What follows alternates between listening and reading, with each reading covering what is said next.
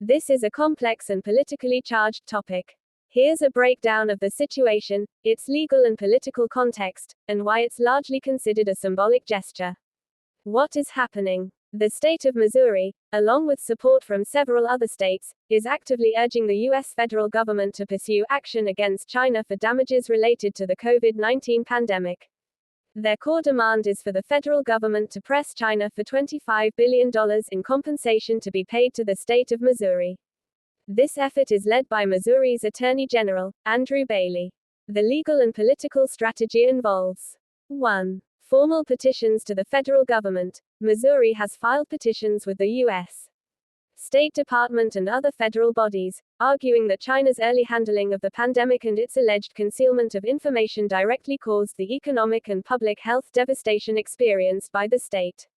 2. Invoking the Foreign Sovereign Immunities Act, FSIA. A key part of their argument rests on the FSIA, a U.S. law that generally shields foreign nations from lawsuits in American courts.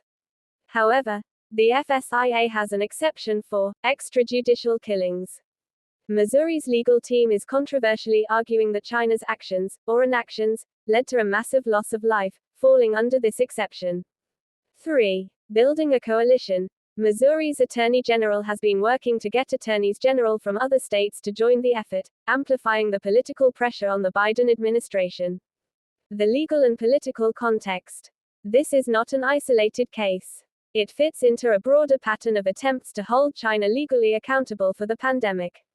Previous lawsuits. Early in the pandemic, there was a wave of lawsuits filed against China by individuals, states, and companies. These lawsuits have almost universally failed. The sovereign immunity hurdle. The principle of sovereign immunity, enshrined in international law and the U.S. FSIA, is the primary obstacle. Courts have consistently ruled that a foreign state's public health policies are a sovereign act, for which it cannot be sued in another country's courts. The argument that the extrajudicial killing exception applies is widely seen as a legal long shot and has not been successful in other cases. The 2022 federal court ruling, a federal appeals court explicitly dismissed a similar lawsuit from Missouri, reinforcing that China is protected by sovereign immunity for its pandemic response.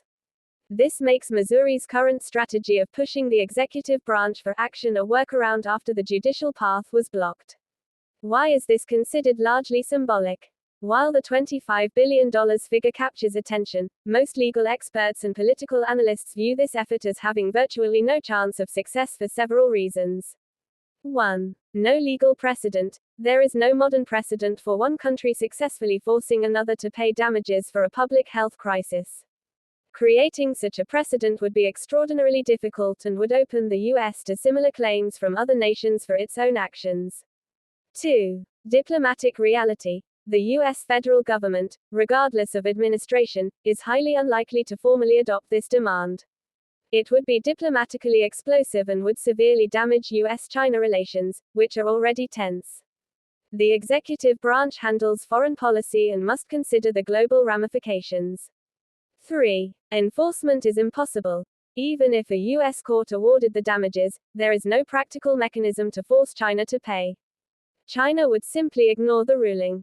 4. Political motivations. Actions like this are often driven by domestic politics. They allow state officials to demonstrate a tough stance on China, which is a popular position with many voters, and to voice frustration over the pandemic's impact. The U.S. federal government's stance. The official position of the Biden administration, and likely any administration, is one of extreme caution. While the U.S. government has criticized China's lack of transparency in the early days of the outbreak, it has not and is not expected to pursue formal reparations.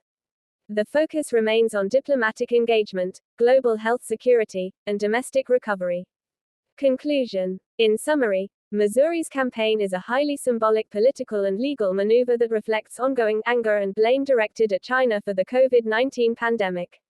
However, it faces an insurmountable wall of legal doctrine, sovereign immunity, and diplomatic practicality, making the prospect of actually receiving $25 billion virtually zero. The story is more significant for what it says about domestic U.S. politics and the persistent desire for accountability than for any realistic chance of a financial payout.